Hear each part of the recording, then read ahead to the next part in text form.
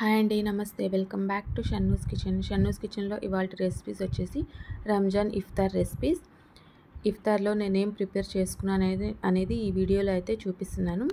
First వచ్చేసి ఇక్కడ నేను సమోసాలు అయితే ప్రిపేర్ చేశాను, వెజ్ అండ్ చికెన్ సమోసాలు. దానికోసం ఫస్ట్ ఒక కడాయి పెట్టుకున్నాను. కడాయిలో కొంచెం ఆయిల్ వేసుకున్నాను. ఒక 2 టేబుల్ స్పూన్ల ఆయిల్ వేసుకొని ఆయిల్ ప్యాన్ అంతా స్ప్రెడ్ చేసుకున్న తర్వాత ఇక్కడ వెజిటేబుల్స్ని సన్నగా చాప్ చేసుకుని వేసుకున్నాను.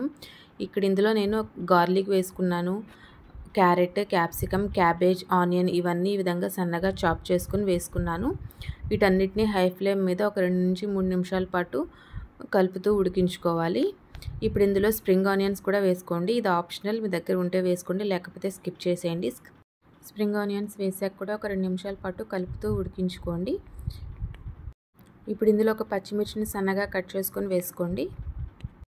ఇప్పుడు ఇందులో కొన్ని స్పైసెస్ యాడ్ చేసుకోవాలి. ఇందులో 1/2 టీ స్పూన్ ఉప్పు వేసుకోండి, పెప్పర్ పౌడర్ వేసుకోండి ఒక 1/2 టీ స్పూన్, 1/2 టీ స్పూన్ జీరా powder, 1/2 teaspoon chaat masala, 1/2 teaspoon chilli flakes వేసుకోండి. ఇవన్నీ వేసుకున్న తర్వాత 2 నిమిషాల పాటు బాగా కలుపుకోండి. మీ దగ్గర చాట్ మసాలా లేకపోతే ఒక 1/2 లెమన్ అయినా పిండుకోవచ్చు.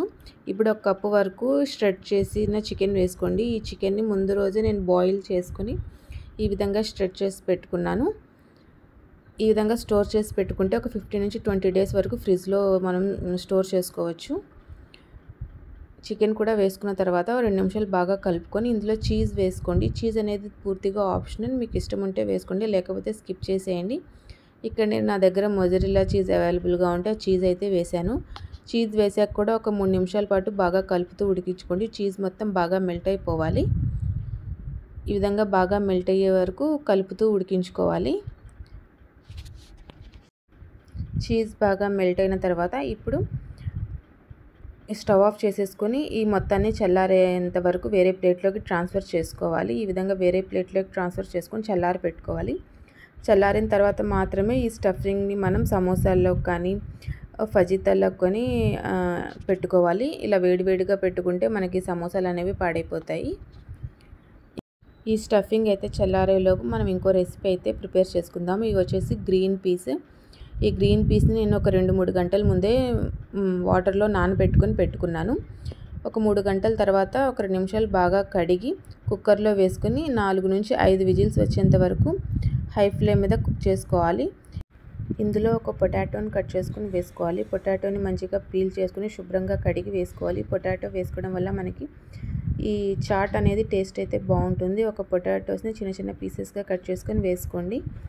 ఇందులో కొంచెం ఉప్పు కూడా వేసుకొని స్టవ్ హై ఫ్లేమ్ మీద పెట్టుకొని ఒక 4 నుంచి 5 విజిల్స్ వచ్చేంత వరకు ఉడికించుకోండి.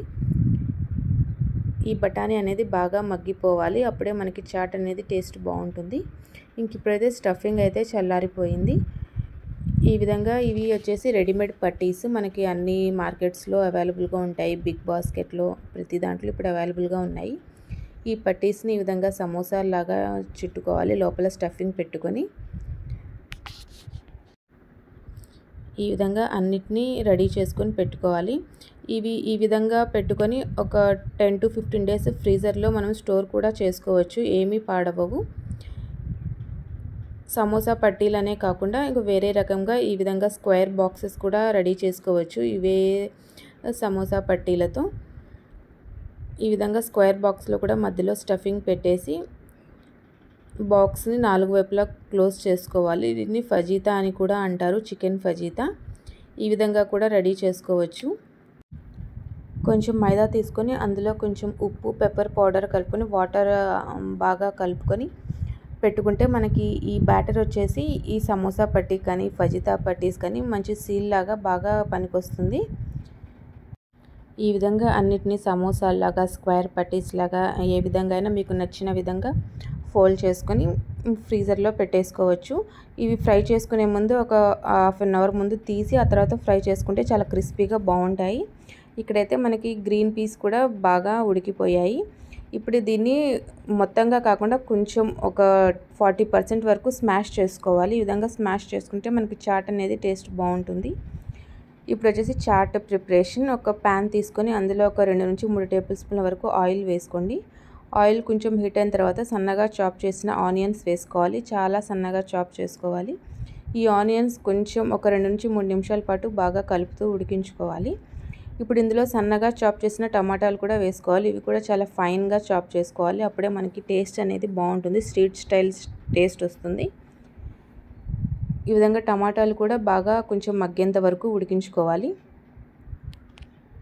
ఇప్పుడు ఇందులో కొన్ని స్పైసెస్ అయితే యాడ్ చేసుకోవాలి. పసుపు యాడ్ చేసుకోవాలి, రుచికి సరిపడా ఉప్పు, కారం కూడా 1/2 టీ స్పూన్ వరకు యాడ్ చేశాను. ఉప్పు యాడ్ చేసుకున్నాను. ఇందులో జీరా పౌడర్ 1/2 టీ స్పూన్ యాడ్ చేసుకోవాలి. చాట్ మసాలా కూడా ఒక 1/2 టీ స్పూన్ యాడ్ చేసుకోవాలి. జీరా పౌడర్ కూడా ఒక 1/2 టీ స్పూన్ యాడ్ చేసుకోండి. జీరా ఫ్లేవర్ అనేది చాట్లో చాలా బాగుంటుంది. వీటన్నిటిని మసాలాలు బాగా ఉడికేంత వరకు ఒక 2 నిమిషాల పాటు ఈ విధంగా కలుపుతూ ఉడికించుకోవాలి. ఇప్పుడు ఇందులో ఒక గ్రీన్ చిల్లీని కూడా సన్నగా కట్ చేసుకొని వేసుకోండి. ఈ గ్రీన్ చిల్లీ వేసుకున్నా కూడా 1 నిమిషం పాటు ఈ విధంగా బాగా కలుపుతూ ఉడికించుకోండి. ఇప్పుడు ఈ పాయింట్లో మనం ఆల్రెడీ స్మాష్ చేసి పెట్టుకున్న గ్రీన్ పీస్ మిశ్రమం మొత్తం ఇందులో వేసేసుకోవాలి. ఈ మసాలాలన్నీ గ్రీన్ పీస్కి బాగా పట్టేటట్టుగా ఒక 2 నుంచి 3 నిమిషాల పాటు కలుపుతూ ఉడికించుకోవాలి. ఒక 2 నుంచి 3 నిమిషాల పాటు బాగా కలుపుకున్న తర్వాత ఇప్పుడు ఇందులో ఒక 4 టేబుల్ స్పూన్ల వరకు చింతపండు రసం వేసుకోండి. అదేవిధంగా కొన్ని వాటర్ కూడా వేసుకొని బాగా కలుపుతూ ఉడికించుకోండి. ఇప్పుడు ఇందులో కొంచెం కొత్తిమీర కూడా యాడ్ చేసుకుని మీడియం ఫ్లేమ్ మీద ఒక 5 నిమిషాల పాటు ఉడికించుకోవాలి. ఈ గ్రేవీ అనేది మీ కన్సిస్టెన్సీని బట్టి అడ్జస్ట్ చేసుకోండి. మీకు ఇంకా కొంచెం పలచగా కావాలి అనుకుంటే కొన్ని వాటర్ యాడ్ చేసుకోండి. ఒక 5 మినిట్స్ పాటు లో ఫ్లేమ్ మీద కుక్ చేసుకున్న తర్వాత స్టవ్ ఆఫ్ చేసేసుకొని ఇప్పుడు వేరే బౌల్లోకి ట్రాన్స్ఫర్ చేసేసుకోండి. ఈ విధంగా వేరే బౌల్లోకి ట్రాన్స్ఫర్ చేసుకున్న తర్వాత ఇప్పుడు దీనిపైన కొంచెం కొత్తిమీర యాడ్ చేసుకోండి.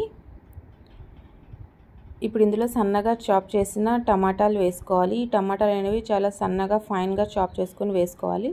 సన్నగా చాప్ చేసుకున్న ఆనియన్స్ వేసుకోవాలి. ఇవన్నీ వేసుకోవడం వల్ల చాట్ టేస్ట్ అనేది మనకి స్ట్రీట్ స్టైల్ టేస్ట్ వస్తుంది. ఇప్పుడు వచ్చేసి సేవ్ వేసుకోవాలి. చాట్కి మెయిన్ వచ్చేసి సేవ్. ఈ సేవ్ పైన ఉంటేనే మనకి చాట్ అనేది టెక్స్చర్ చూడడానికి చాలా బాగుంటుంది. ఈ విధంగా సేవ్ కూడా వేసుకొని సర్వ్ చేసేసుకోవడమే. టేస్టీ గ్రీన్ పీస్ చాట్ అయితే రెడీ.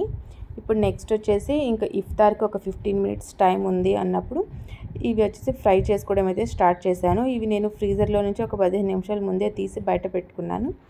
ఆయిల్ హీట్ చేసిన తర్వాత ఆయిల్లో ఈ ఫజీతాలు, సమోసాలు ఇలా విడివిడిగా వేసుకొని ఫ్రై చేసుకున్నాను.